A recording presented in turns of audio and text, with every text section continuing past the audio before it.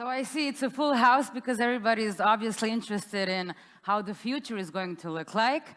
Lars Rinnan, the CEO at Amesto NextBridge, will take us to the year of 2029, where computers have as high processing power as the human brain, which means that machines can do just about anything a human can do, only faster and better. Well, is that going to be a bad thing or a good thing? First, he's going to show us through a short movie, and then he's going to tell us how this might happen and why it's actually quite likely it will happen.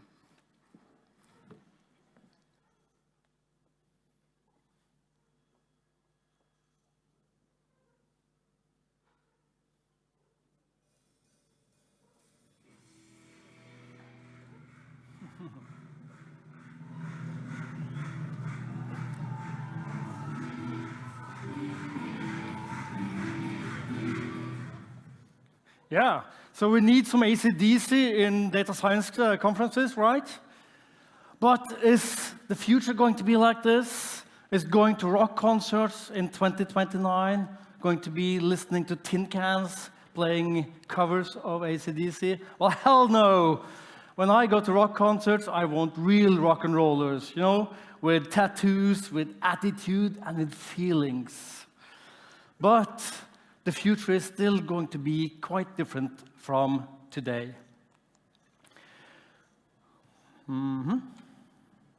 So 2029, you may not have an ordinary job. I'm quite certain that you won't own your own car. And maybe the hamburger that you're eating was made in a laboratory. Now that might not sound like a fantastic future, but it will be, trust me, and I'm going to tell you why it's going to be like that. What's even better is that the world may not have poverty. Maybe we've solved environmental problems, maybe we've eradicated hunger, and maybe even disease is a thing of the past. So why 2029, you may ask? Why not 2030 or some round year? Well, 2029 is a milestone, because at that year, a cheap $1,000 computer will have the same compute power as the human brain. Now that changes everything. It's a huge leap, because today, that same cheap $1,000 computer has the compute power of a mouse brain. Yes, even ChatGPT is at that level. So with a computer with the same compute power as your human brain, that means that computers can actually do all the cognitive tasks that a human can do, only faster, better, and a lot cheaper. So what happens then? So I'm Lars. I'm from Oslo, Norway. I have to say also, this is actually our national day, our Independence Day. So while people back home are celebrating with flags and everything, I'm here. So that's fantastic. My day job is heading up Amesto NextBridge, which is an AI consultancy working with data platforms, AI, and innovation. And I do believe that we are actually the most experienced consultancy in the Nordics doing that. So when other people talk about AI, we actually implement AI every day. And we have been doing so for the last 7 years. So we've done things like decoding how bees communicate with each other within the beehive using computer vision. So that's pretty cool. We've predicted where you can actually find krill, the small crayfish, in the Antarctic Ocean using NASA satellite data, moon phases, and even blue whales as sensors. So that's a little bit cool as well, I think. And we also helped the International Red Cross analyze thousands and thousands of COVID-19 reports during that pandemic, you remember. So using natural language processing. So even in 2020, we actually used GPT-3 and also BERT. Ended up actually using BERT for the production model. So that's a long time ago. It's already 3 years back. That's what we do. That's my day job. So I'm an optimist by nature. And I'm also a technology optimist, I have to say. But if you read the news these days, there's a lot of pessimism and negativity. Isn't that right? Yes. There's a lot of talk about robots taking your jobs, sex robots replacing you in bed. Yeah, it actually already exists. And some people even think that robots will take over the world and kill all humans. Fantastic news. So there's no lack of doomsday prophecies. Well, this is not going to be one of those talks. This is going to be a positive outlook. I'm going to look at the most positive things that might happen due to technology going forward to 2029. So I hope you'll join me in this small journey into the future. And we'll start with perhaps the most complex issue, which is, jobs. Everyone is thinking, will I have a job in the future? Because we are all, just thinking of ourselves. That's how we are as humans. And I'm here to tell you that the job market in 2029 will probably be totally different than today. Maybe up to 50% of all the jobs and the tasks that we are doing today will not be there in 2029. So maybe half of us have, more or less the same job as we have now. The other half is probably doing some community work that they actually care a lot about and that they're good at. But of course, they also need to get paid for that in some way. So all the boring, dangerous, and dirty jobs, they will be gone. And no one will miss them, because we don't miss those kind of works. We don't want to do that. We just do it because we need pay. And probably the first jobs that you will see disappearing are, the boring jobs, working in a warehouse, moving parcels from A to B. And of course, in the future, we don't need to do that. And Amazon, as you probably know, has already 150,000 robots in their huge warehouses. And of course, the tasks they're doing used to be done by human beings, a lot of human beings, but you don't have to do it anymore. So I often get asked, so what should my daughter study? What are the future-proof educations? And of course, that's really hard to answer.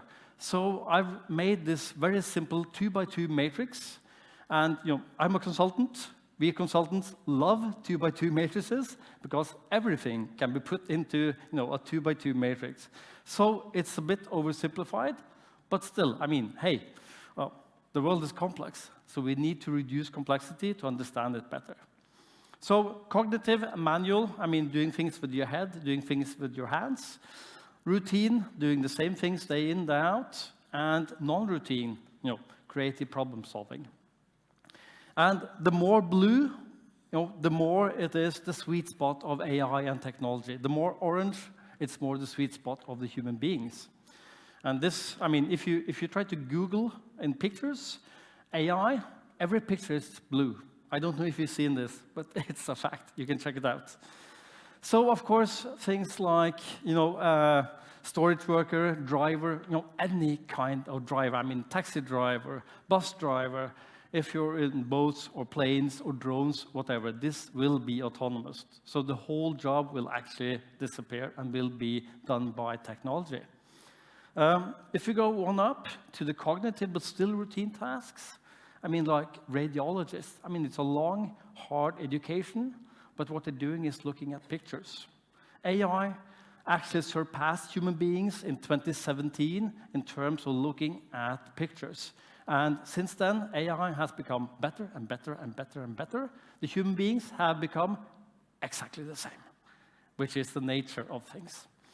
Accountants, people won't be doing their debits and credits in the future. Already now it's being automated. But of course, accountants know a lot about the financial state of the companies they're looking at or doing the books for. So they can actually transform from doing the bookkeeping to actually advising based on the bookkeeping. So the core of the job kind of disappears, but they can make another job for themselves. So going down to AI and human manual, non-routine. Of course, if you have a water leakage in your kitchen, then you definitely want a human plumber coming in. You don't want a robot coming in. you want a plumber, with a wrench and everything. But he will probably also have augmented reality glasses, seeing where all the plumbing in your walls and in the floor goes. So he'll be quicker and he'll be a lot more accurate. So that's definitely happening. And of course, the top right-hand corner, this is probably where all of you are, at least most of you are. So this is cognitive non-routine. So it's basically creative problem solving. And of course, in this corner, we will definitely be enhanced by technology, a lot of different technology. I mean, everyone is talking about ChatGPT, GPT-3 these days. Of course, marketing managers will not be replaced by ChatGPT, but they will definitely get help from that kind of technology, making them faster, more accurate, more efficient, more productive. And they can also free up time to do even harder tasks that human beings are a lot better at. So that's basically what this 2x2 matrix is saying. So routine will be automated, non-routine will actually grow.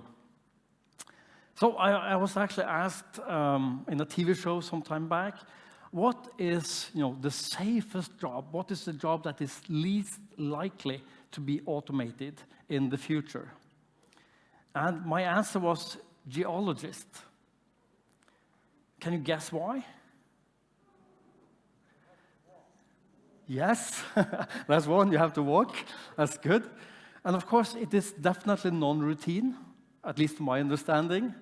You have to have a really good sense of dexterity. I mean, it's very delicate work. But I think the most important thing is that there's no financial incentive in automating that job. And of course, this is also a really important parameter. So this is something that you need to take with you as well.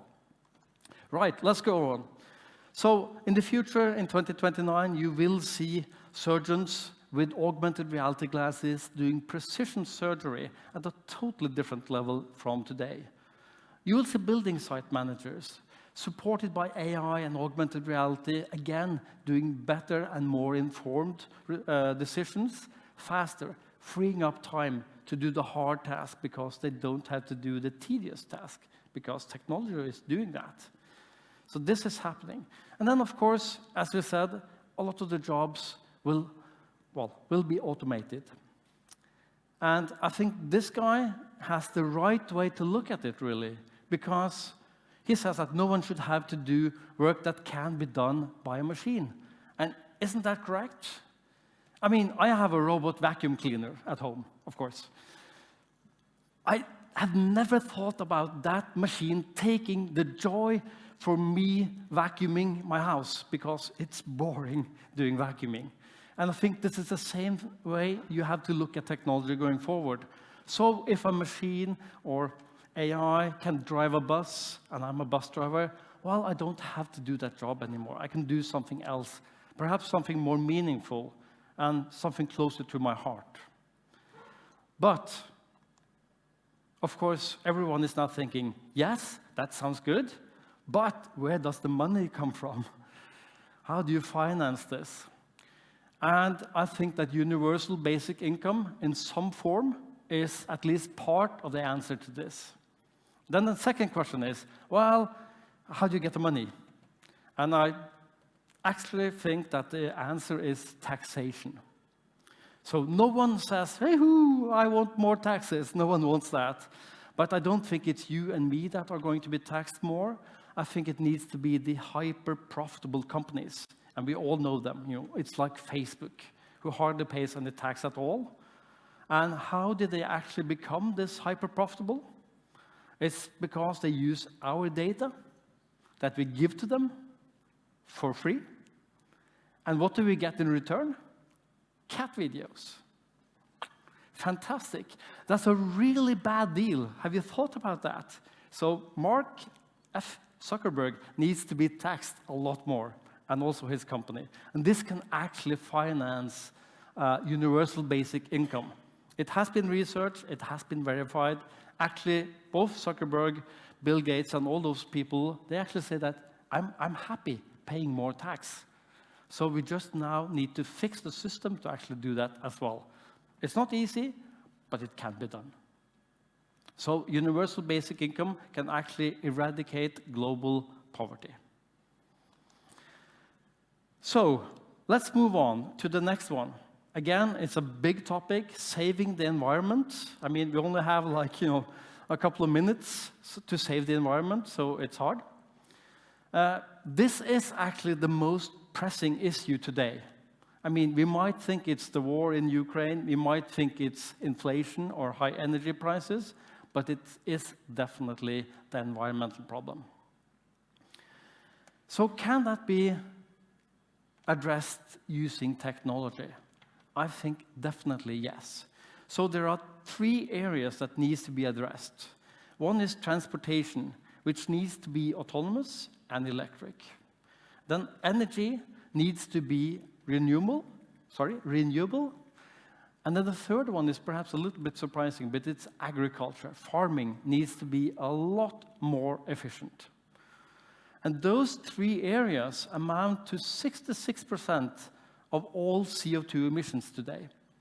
So if we can actually address those 3 issues using technology, we've come a long way. So let's see what we can actually do about that. So yes, you will have flying cars in 2029. How cool is that? Does anyone want a flying car? No one? I want a flying car. Yeah, he definitely wants a flying car. I would definitely like that. So autonomous cars will come in as well. And in the cities, no one will want to own a car. It will be a subscription service where you can have lots of different configurations. You can have, sleeper cars, party cars, you can have cheap cars, or you can have luxurious cars. But you will not drive them, and you will not own them. And that actually makes a lot of sense, even though a lot of you, perhaps, at least the guys in the audience, they're thinking, but I like driving. Well, do you really? Do you like sitting in a queue for hours and hours on end? Do you like driving the same boring road, from home to work, or maybe driving your kids to a soccer training or whatever? Most of the driving you're doing is tedious. It's boring. And maybe you even have a boring car. I don't know. So most people actually don't enjoy driving. They just think they enjoy driving. Do you know how much time you actually use your car? The percentage? Do you know? Any guesses? That's very, very, very close. You said 5%. The global average is 4% of the time. So the rest of the time, 96%, is just standing there, losing its value. Great solution. It's a lot better to have a subscription service coming to you when you need it, when you call it by your smartwatch or your smart lens or whatever. So this is definitely coming. I'm looking forward to it. So energy, we talked about energy. So solar is going to be the cheapest energy source, and it's going to be everywhere. And of course, this is going to power all the electric and autonomous cars in the city. These autonomous cars, when they're not driving you from A to B, they will go charge outside of the city. And that makes a lot of sense, because what happens to parking spaces then? You don't need parking spaces. That's really good news, actually. Parking spaces could be, more housing, it could be parks, it could be, urban farming, it could be playgrounds. It could be a lot better. And do we have a lot of parking spaces? I don't know too much about Zagreb. Are there a lot of parking spaces in Zagreb? Yes or no? No? Too few. You came late, Alexander, and you will have autonomous cars, so you don't have to worry about it. We will get rid of them. In San Francisco, ladies and gentlemen, in San Francisco, 17% of all the city area are actually parking spaces. That's crazy. You don't need that. It's going to go away. And this is going to make our cities more quiet, greener, and a lot more livable. Isn't that a good thing? Yes, you should nod. It is definitely a good thing. Okay, so we've addressed electric cars, autonomous cars, and solar power. I also mentioned farming. So let's combine farming with this third area, eradicating hunger. So this is a difficult topic in Europe because our problem is not that we don't have enough to eat. Our problem is that we eat too much. So we need to go to the gym, etc., and pay, a personal trainer and everything. But this is actually quite a big problem. Almost 11% of the global population is starving. That's almost 800 million people. That's a lot. And some people, some economists actually figured this out. It only costs $30 billion yearly to eradicate global hunger. That's not a lot of money. It's only like 5% of the US defense budget, if you want to compare it. But no one is picking up that bill. So then, I'm a technology optimist, as I said. Then I trust technology. So let's have a look at what technology might actually do when it comes to eradicating hunger. So in 2029, you are going to see artificial meat. This is going to be indistinguishable from natural meat, but it's made in a laboratory. It's going to have an optimal nutritional balance. It's going to be cheap to produce. It's going to be local. You are also going to see hydroponic farming, farming done indoors with, using 99% less soil, 90% less water, and you can do, any type of farming at any time of the year. So already today, this is 300 times more area efficient than traditional farming. Now think about that, 300 times today. And we know that technology is exponential, so it's just increasing and increasing. So this means that you can farm anything, at any place, at any time.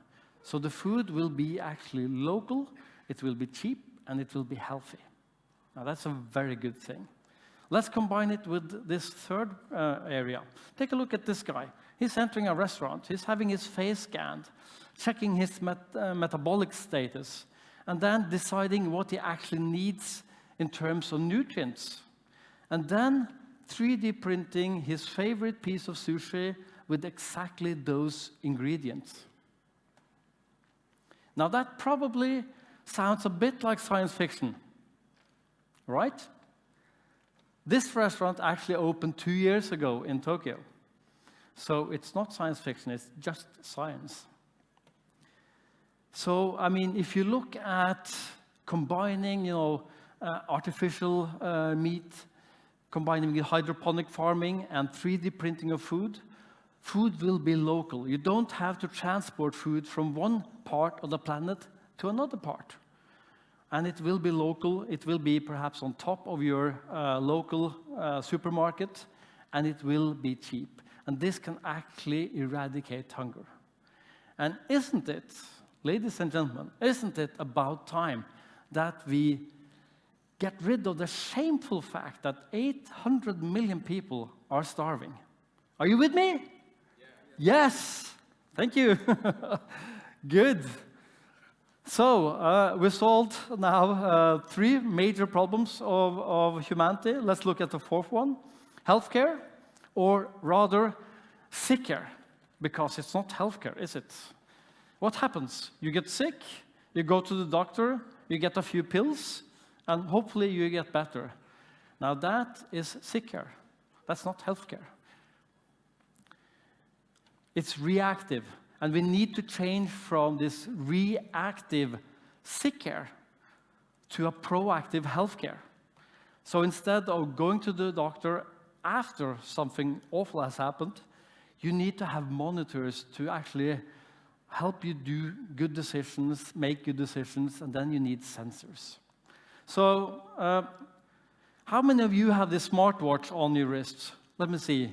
Show of hands. Quite a few of you. And they are getting just smarter and smarter. Now they're monitoring your insulin levels, your blood pressure, and they're just getting smarter and smarter.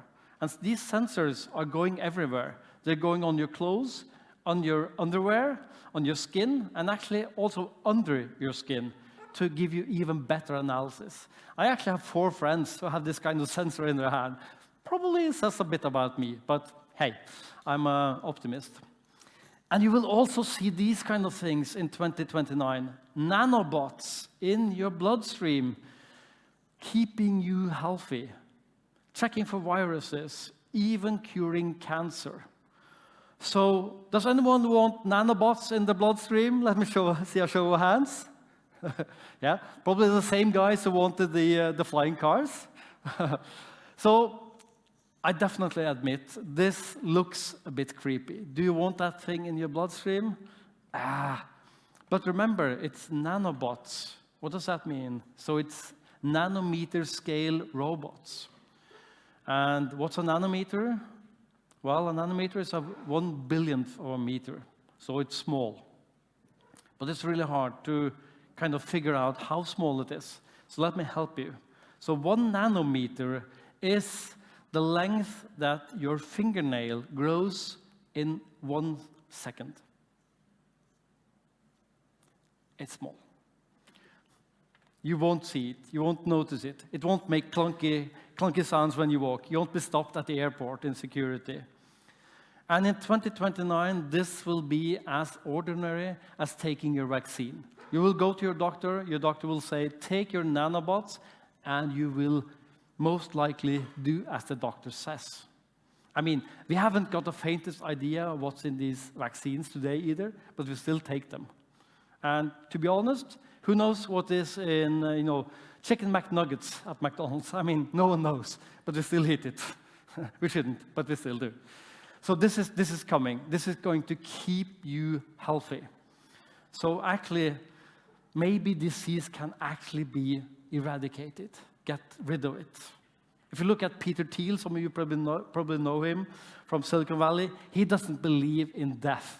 I think that's maybe taking it a bit far, but it's definitely going that way. So, is this science fiction? No, it's just science, and it's all based on a lot of data, and we are producing more and more data. It's more and more personal data, and of course, this data can be analyzed for all the purposes that I have been talking about now, addressing all those 4 different huge areas of issues that we have in the world today. But, the problem is that a lot of people don't believe in this. And why don't they believe in it? The problem is that people think in a linear fashion. But technology doesn't move or develop in a linear fashion, does it? Technology develops in an exponential fashion. So there's a mismatch here.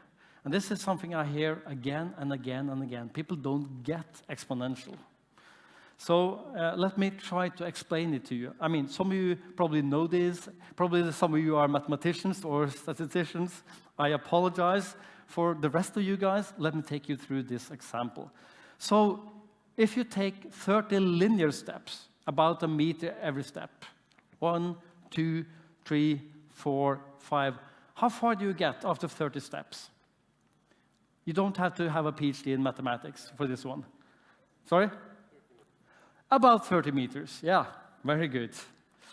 So what if you take 30 exponential steps and you double for every step? So 1, 2, 4, 8, 16, 32, etc. How far do you get then after 30 exponential steps? This you probably, it helps at least if you have a PhD in maths. Anyone know? You actually get 1 billion meters. So there's quite a gap, as I said, between 30 meters and 1 billion meter. And again, how far is 1 billion meter? I don't know. It's 26 times around the equator. So this is the difference between the people who understand technological development and the people who don't understand it. So the people who don't understand it think technology is moving at the speed of 30 meters. The rest of us, probably everyone in this room, knows that it's moving at this exponential rate of 1 billion meters. And this is actually why everything I've talked about now is likely to happen. Of course, you do have regulation, you do have lawyers, etc., and you do have technology adaptation, which might, hinder this. But, they can be persuaded, I think. But they might, they might make it take a little bit longer than it should have, but, it's absolutely coming. And of course, if you draw it, it looks a bit like this. So it's going from disappointment to chaos and amazement. And this is actually what's happening these days, with ChatGPT. People say, hey, we suddenly have AI. Hey, AI was actually coined in 1955. It's a long time back. First chatbot, 1965, Eliza. A long time back. So ChatGPT and natural language processing is not something new. But this is what's happening, and this is what makes everything possible, actually. So take the example of 3D printing. When did you actually heard about 3D printing for the first time? So who heard about it 5 years ago? Let me see a show of hands. 5 years ago. That should be most of you. It actually was. 10 years ago? 15? Is there anyone? I don't see anyone. So 3D printing is actually a more than 30 years old technology, but it has been developing exponentially ever since. And that's why we're now 3D printing houses, cars, and even blood vessels. So I believe that the future can be fantastic. Everything I've told you the last 30 minutes can actually happen and will likely happen. So it's only the lawyers I'm worried about, almost only the lawyers I'm worried about. So isn't it about time that we actually make sure that the future will be fantastic for us and for the coming generations? Thank you very much.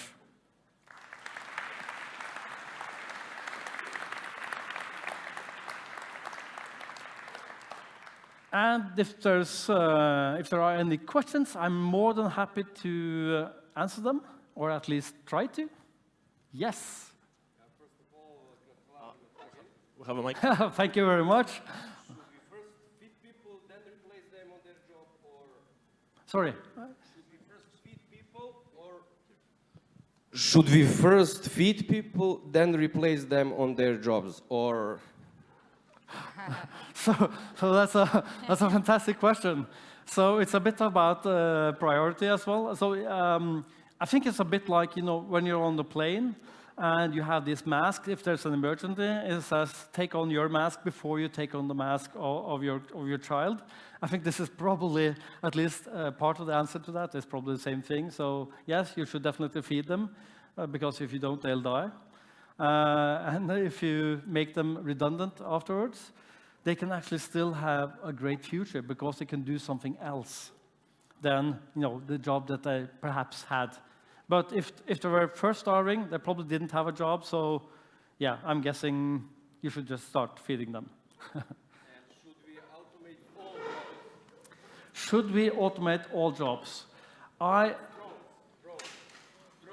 Drones. Should we automate all drones? Probably not. I mean, drones, as we have seen, has also been used to a high extent in the war in Ukraine from both sides. Of course, this is definitely the downside of technology and the downside of AI. And I started off saying that I'm an optimist, I'm a technology optimist, and I've chosen deliberately to have a positive outlook. I could have chosen to be pitch dark. There's no problem in having pitch dark conversations or presentations about AI and the dystopia. But I would rather like to focus on the utopia. Yeah. So I think that if you choose this kind of, let's say, way of thinking, this also affects how you act and what you do. And I would rather do something positive than something negative for the world. So maybe I'm trying to sneak out of a really hard question, but that's my worldview, and I don't think we should automate all drones. No, especially not the military-use drones, etc., because let's not go there. You can watch Black Mirror if you like for hours on end, and then you'll probably lie on the bathroom floor, you know, in a fetus position and crying. So let's not go there. Let's look at the positive outlook for the world. Hi, thank you for the excellent presentation, very thought-provoking. Thank you. 5 years is a very, 6 years is a very short timeline. How do you see this rolling out across the global south as well? I'm from Brazil, and it's very different to see how these things will pan out in Europe, in the Nordic countries, and how it will pan out in South America, in Africa. So how do you see this transition to a high technology society for those who are in the global south? So that's a brilliant question. And if you remember the 2x2 matrix I showed, and the example I told you about the geologist, and there's no financial incentive in automating the geologist job. And of course, this also goes for different regions of the world, because there are different salary levels. So I'm from Norway. We have ridiculous salary levels, and everything is very expensive. So then it makes a lot of sense in automating as much as possible. If you go to low-cost countries, you will have a different perspective on that, because it doesn't make sense to automate it. I mean, if you go to India, India is now a bigger country than China in terms of population, and wages are really, really, really low. So it doesn't make the same sense to automate everything there. So I think there's going to be a lot of difference in regions in the world in terms of how fast this is going. It's only, like you say, like 5 to 6 years. I've been talking about this since 2019. Then people thought, oh, it's 10 years ahead. No, it has nothing to do with that. It has to do with the exponential rate of computation. So, and I think that Brazil is still a very advanced country with a lot of industry, a lot of finance, etc. I think you are going to see a lot of that being partly automated or fully automated. But I think it's going to follow the same patterns that I've talked about, but maybe to a different level than maybe the US, which is high-cost country. Yes. There's one in the back there. Thank you for the amazing presentation. I really admire the enthusiasm, although I have maybe a bit off the grid question. So how sure are you that, you went a bit into transhumanism territory, how sure are you that that direction is a net positive for humanity? If we delegate exactly every task that we can delegate, for example, decision-making, introspection, information processing, we're actually losing what makes us humans. And how sure are you that is really a good direction to go to? So again, a really good question. I don't think we should automate everything. Like I said, again, going back to the 2x2 matrices, I'm really happy with that matrix.